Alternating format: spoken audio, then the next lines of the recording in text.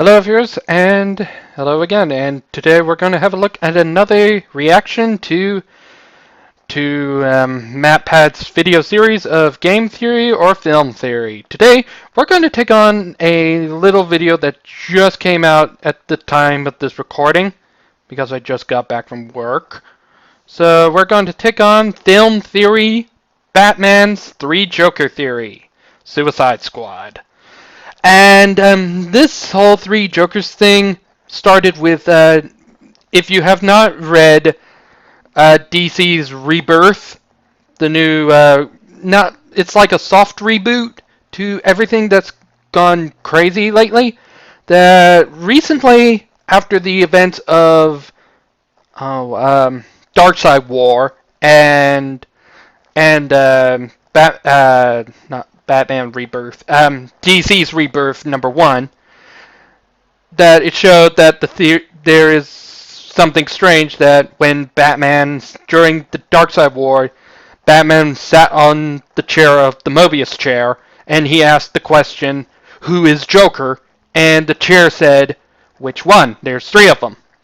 And now all this craziness with the three Jokers, and when I heard about this theory, the twist about that was crazy. But the second that was the second craziest thing about DC Rebirth at this point in time.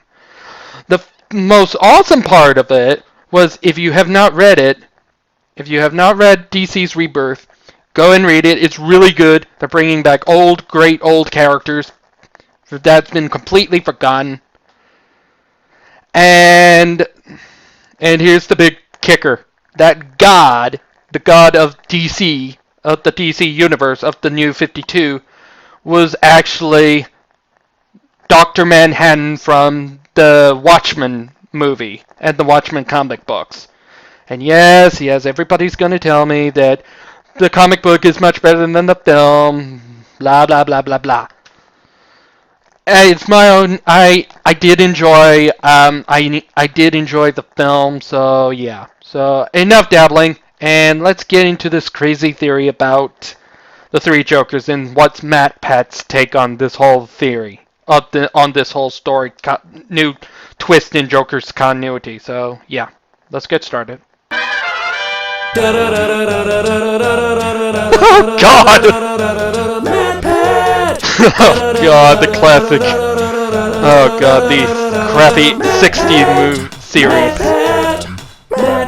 Oh God, everybody did one of these now.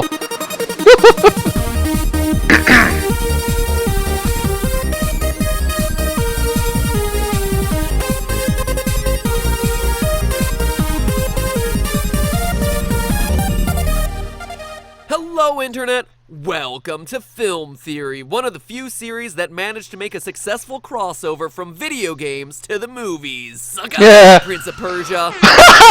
Oh, what? Prince of Persia was okay to me. I'm pretty darn excited about. The new Suicide Squad movie is coming out, and no trailers have shown Doomsday yet. So overall, I'm fairly optimistic. But what the trailers have shown is one of my all-time favorite comic book villains, the Joker. Now, the thing I've always loved about this guy is the mystery that just follows him everywhere.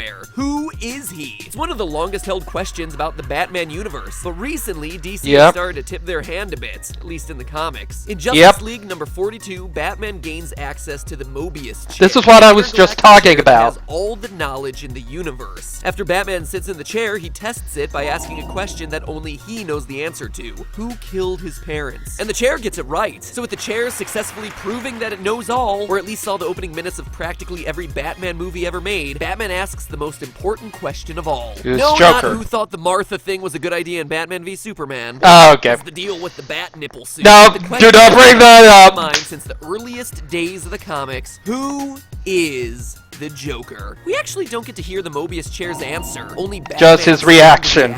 Then, 8 issues and a year later in Justice League #50, we finally learn what the Mobius chair told Batman. Now, if you thought Game of Thrones has frustrating cliffhangers, you're gonna love this one. In the issue, Batman reveals that the Mobius chair told him that there were not one, not two, but 3 different Jokers. Like the New 52 Joker. DC. And of course, the internet I like the New 52 Joker. He was super creepy in that one. Alfred, clearly clearly the Joker. Robin, also the Joker. Batman himself, somehow still the Joker. But your guess as to why is just as good as mine. So yeah, that's all well and good, but to me, the coolest part of this reveal wasn't so much the implications for the comics, but rather the implications for the movies. Because if there are 3 Jokers in the comics, could there also be 3 different Jokers in the DC film universe? Now that's not as ridiculous. That's a good point. Just look at the man behind all of this, Geoff Johns. He's a legendary he's a great writer. Justice League number 42 and number 50, the issues dealing with this Mobius chair. He's the man responsible for DC Rebirth, and recently it was announced that he would be co-running DC Films. Oh yeah. Literally the man whose job it is to translate the universe of the comics. Geoff Johns is a good writer. So and read the new Batman, the old 52 Batman. Those ones, those comics are super good. Batmans that are already in the movies. Surprisingly, the theory holds. Up to this point, there have only been 3 live-action interpretations of the Joker. There were. In the 1966 Batman movie, the Joker was played by Cesar Romero. Cesar Romero. Romero. In the 1989 Tim Burton Batman, the that Joker was reinvented by Jack Nicholson. And of course, in the 2008 Chris Nolan sequel, The Dark Knight, Heath Christian Ledger Bale. reinterpreted Keith Ledger. Again. Sure, Heath there are Ledger. animated versions of the character that was great. sprinkled in throughout, but in terms of just it was good. action, it's a perfect You can't let that. Those are all the Jokers And you left out Troy Baker. Suicide Squad and its new Joker played by Jared Leto. That makes 4 Don't know who Jared Leto is. So what gives? Well, what if it turned out that Jared Leto's Joker wasn't a new Joker, but instead picking up the baton for one of the ones we've already seen in the past? It'd be a huge deal for the cinematic DC universe, but it begs the question, which one would he be? And is there even any proof that this assertion is even worth testing? Well, to find out for sure, we'll need to know a little bit more about the other 3 Jokers and see how the Batman comic and movies collide. The history of comics can be divided into 4 distinct periods. The Golden Age of 1938 to 1950, the Silver Age of 1950 the classics, though, Silver Age. The Bronze Age of 1970 to 1985, and the Modern Age of 1985 to today. And comics changed a whole bunch across those different ages. Certainly did. Along with them, portrayals of the Joker. Now, the Golden Age was when the first superhero comics like Superman, Batman, and Wonder Woman were first being published. They became really popular right after the Great Depression and during World War II, at a time when the U.S. really needed larger-than-life heroes, and as a result feature patriotic heroes doing battle against, let's just say,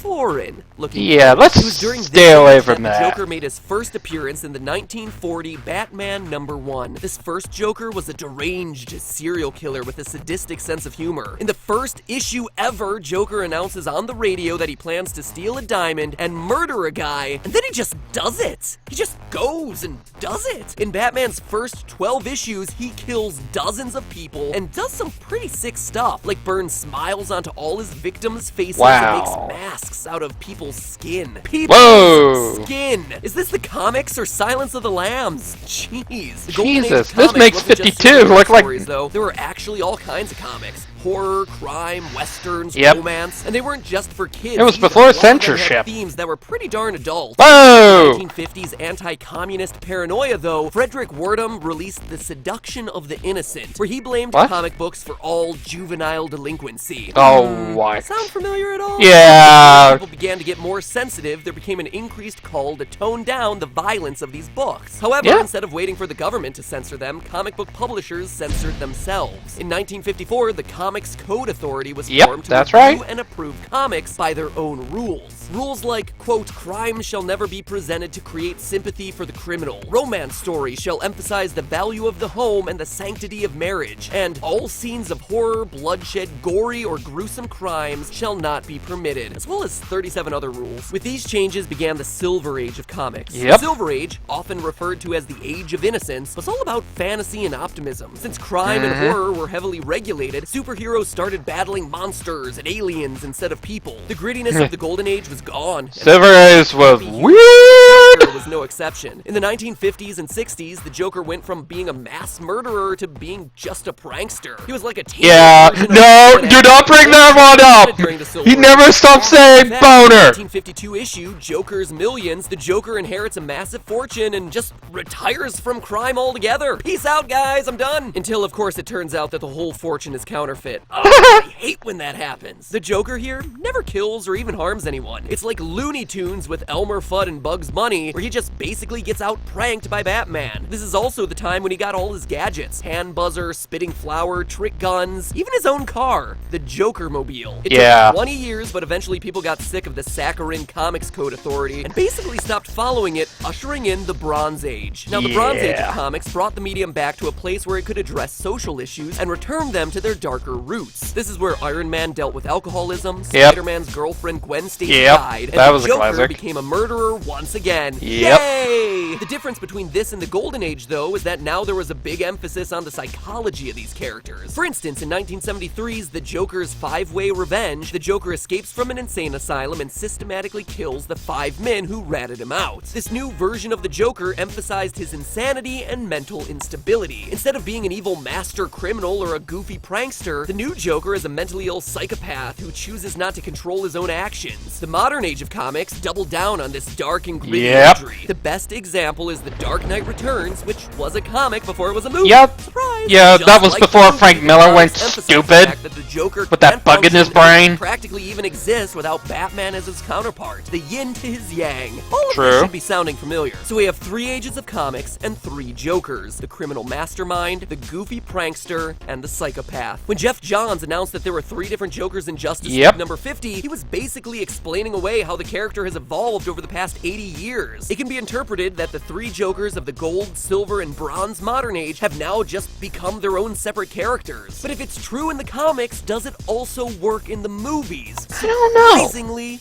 yes. Because when you look at it, the 3 film versions of the Joker makes sense. Reason Romero, comic version. These 3, they're exactly the same. Romero Joker is the Silver Age one. Yeah, he's silver. With crazy schemes, constantly outwitted by Silver Age. Romero's I get Joker that. Isn't a murderer or a sadistic madman. He's just a thief, obsessed with robbing banks and art museums. And much like the Silver Age Joker, Romero's version uses a variety of gadgets. You can totally see his mustache. Belt, hand buzzers, gas grenades, and yes, even his own car, the Joker-mobile. Oh god, that looks tacky as hell. The Nicholson Joker is a completely different take, which makes sense because he's the Golden Age version. The Nicholson Joker's origin follows the exact same story that's given to the Golden Age Joker, where he's a career criminal who slips into a vat of chemicals after being cornered by Batman. He's disfigured, and when he sees his reflection at the surgeon's office, he goes completely insane, reinventing himself as the Joker, beat for beat like the comic. Nicholson's Joker is also not exactly, because he didn't wear the Red Hood costume in the film. Smiles with toxins, the same calling card as the Golden Age Joker. The Nicholson Joker also announces his plans on television, just as the Golden Age Joker announced his plans on the radio. Oh yeah, Batman he did. #1. They even use the exact same flesh makeup technique, which leaves us with the obvious one, the Heath Ledger Joker, the tragic psychopath. He tells Batman that he can't live without him and that they're destined to be adversaries forever. Yeah, that was a good interpretation of Joker at that time. People are constantly stating how crazy Ledger's Joker is, how unpredictable he is, which reflects. And he got an award for it, and he died from it. Yeah, we don't like to talk about that.